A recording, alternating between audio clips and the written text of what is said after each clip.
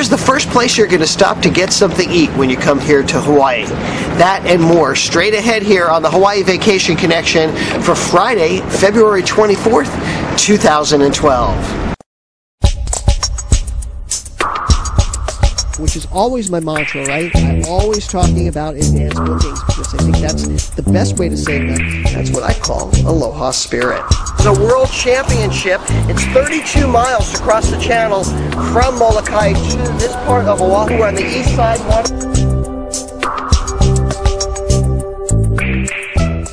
Aloha and welcome back to the program. Before we get started, I'm going to tell you a little bit about our iPhone app. If you haven't downloaded it, please get over to the iTunes store. It's called Hawaii Aloha. It has tons of information in there about what to do and what to see when you come to the islands. It covers all of the Hawaiian Islands, so no matter where you go, you're going to find information on there about things to do. So you're going to love it. It's absolutely free. Check it out. It's called the Hawaii Aloha app. In the iTunes store, it's also available in the Android marketplace. Now, you may be hearing a lot lately about how the FAA has been cracking down on travel companies to make sure that they disclose pricing. So when you see a price for airfare, for instance, you know that's the final price. There isn't going to be any trickery involved. And when you go to book it, you know, you find that there's extra charges added on. And here at Hawaii Aloha Travel, we definitely support that. We have always been about disclosure. In fact, we always go out of our way to make sure that you as the consumer understand if there's any hidden charges or other extra charges that you need to be aware of included in the price. And one of the things that we do here is we offer people the opportunity to put a small deposit down for $50 and then pay for their trip over time. And the reason we like to do that is because we work with bulk airfares. We can lock in a price, and then without having to book it completely, we can see if the price goes down.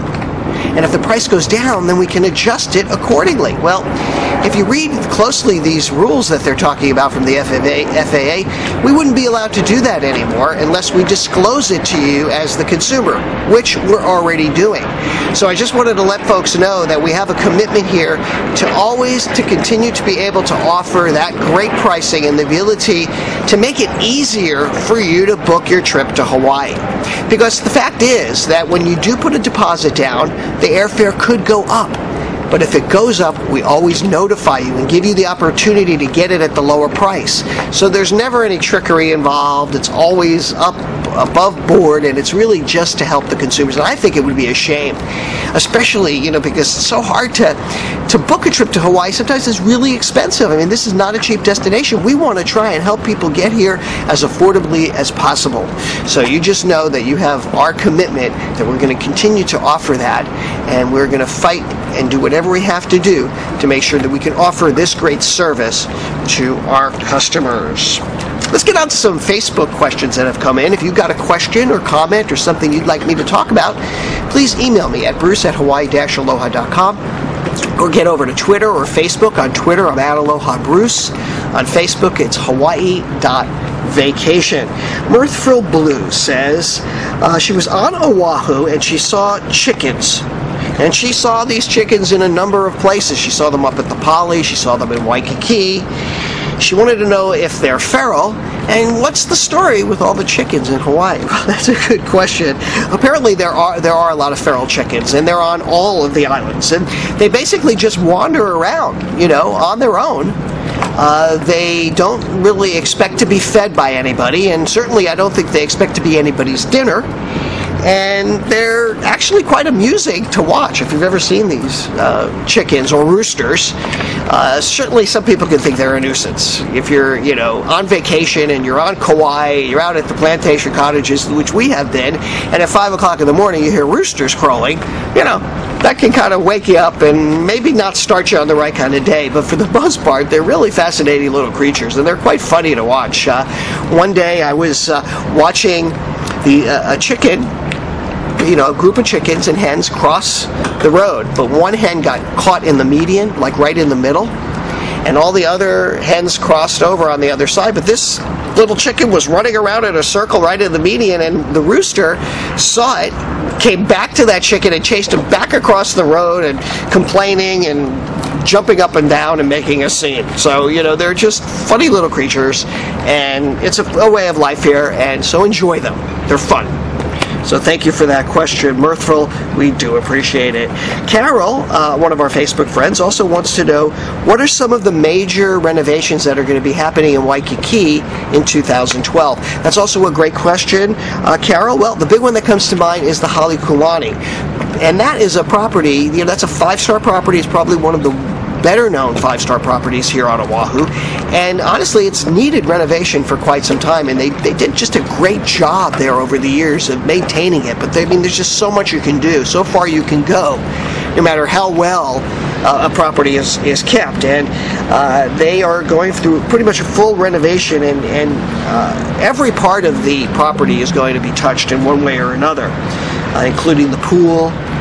Each one of those restaurants, like the Orchid, the House Without a Key, they're all going to be closed down at some point, and all of this renovation is going to be going on through August 2012. So if you're planning on booking the Halekulani, please get in touch with us, and we'll find out how much of a problem the construction will be. I can just say in general that when hotels do construction, they're very mindful of the guests, because obviously they don't want to lose business. So they're very, very good about trying to make sure that they respect that and try to keep it at a minimum. Especially at night, it's not going to be a problem. A couple of others that are coming up for renovations: the Aqua Bamboo and Spa, which started a renovation that was stalled. Renovations are going to be continuing through May there, and the hotel pool will be fully operational. But sometimes the room balconies are going to be off limits while they do some of this exterior work at the Aqua Bamboo and Spa. 2 Aston properties are also going up for some renovation this year. The Waikiki Banyan, the playground area is going to be redone, and then the Waikiki Sunset, they're doing some also exterior enhancements. Both of these are going to be going through on and off until October of 2012. So hopefully that helps you out. If you have any questions like that, always give me a call. Speaking of our Facebook friends, we asked our Facebook friends, what's the first thing they're going to eat when they get off the plane and they come into Hawaii? And this gives us a chance to talk about all the fun food that we have here in the islands. And these were some of them that came in, and I want to give out some shout outs. The first one that came in was from Sharon Pratt. Shout out to her, and she said fresh pineapple. Well, yes, we do have just, pineapple is synonymous with Hawaii. Now, we don't produce pineapples for export the way we used to. I mean, we're not a big exporter of pineapples, but we do have a lot of pineapples here, and a lot of fresh pineapples, and Maui Pineapple Company has some of the juiciest, delicious pineapples. So great, of course, a pineapple, you would expect that. Here's one that came in from Keala Grassa. She said poke, my favorite too. This is what I would have picked too. Now, poke is sashimi. It's ahi yellowfin tuna. It's marinated with sea salt. It has some soy sauce and usually some seaweed oil, and limu, which is seaweed, and chopped chili. That's pretty much it. There's lots of variations to it, but poke, a definite must if you're coming here to the islands. Another one comes in from Linnell Solomon, and she says mana pua and pork from Libby's, and she's very specific here. She's talking about Libby's Mana Pua shop in Kalihi.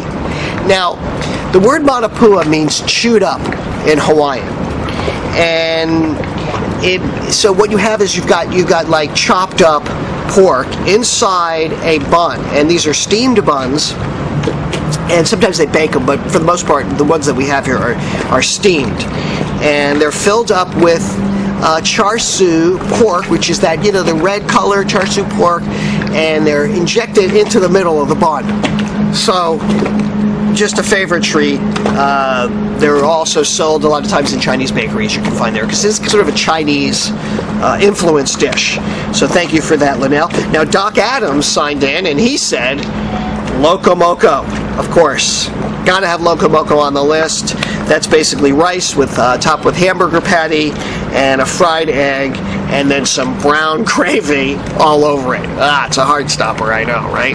But there's lots of variations to Loco Moco too, so that's another one you definitely want to put on your list. Thank you to Doc Adams. Here's another one from Sylvia Johnson. She says Portuguese sausage, and she likes it with her breakfast and eggs and soup, and actually she says she also loves Portuguese bean soup. Portuguese bean soup. You can find that at Zippy's in a lot of places here, so that's another one to put in there. The Portuguese sausage, Portuguese bean soup. And another one comes in from Kim Anderson. She says she can't pick one. It's hard to pick one great thing to eat here, right? So she said shave ice, also good. And she always likes to go to Duke's and have the Maui onion soup at Duke's. Duke Hanamoko's, she's talking about Duke's down in Waikiki, I'm assuming. And she has that at least 2 times when she's here, and she says the soup is oh no, meaning delicious in Hawaiian. And finally, Kimberly Quintano, our friend from New Jersey, she says that she likes Kalua pig or Kalua pork, which she thinks is delicious. Now, Kalua pork is really a way pork is, or an emu, a pig, is cooked here in Hawaii. And it usually utilizes an emu. And an emu is a type of underground oven. So the taste is kind of like smoked. It's just really good. You'll find it if you go to a luau here. You can pretty much find it everywhere. When you come to Hawaii, you'll be able to experience Kalua pork. Anyway, thank you very much for those questions. We do appreciate it. Get over to our Facebook page. Get over to our podcast page. Don't forget, you can hear on iTunes this another version, the audio version, where I talk about different stuff on the audio version. So if you haven't had enough of me, get over to iTunes and download the Hawaii Vacation Connection podcast, where you get to hear stuff. Also, we launched a new show called the 808 Hawaii Travel Show, which is our best clips put together of Hawaii, and it's just people loving that. I'm getting a lot of great response on that.